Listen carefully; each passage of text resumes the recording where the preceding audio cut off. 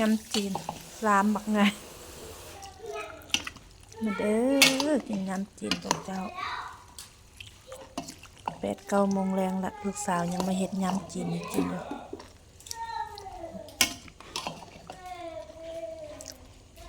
ครบเครื่องยังฮ้อนๆอยู่ได้นี่เพิ่นสั่งน้ำยำมาเนาะ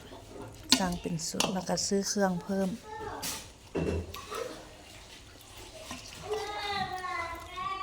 มาเด้อกินน้ำกันอันนี้ก็ต้มหน่อไม้พุ่นน่ะนี่หอยอันนั้นนี่งัวปิ่นแจ่วแซ่บงัวปิ่นหั่นนี่เอากับหนึ่งเดี๋ยวคือบ่ขายซ้ำงัวปิ่นมันคือขายแต่กับเดียวมาเด้อกินข้าวแรงน้ำกัน9 โมงแล้วติบ่นี่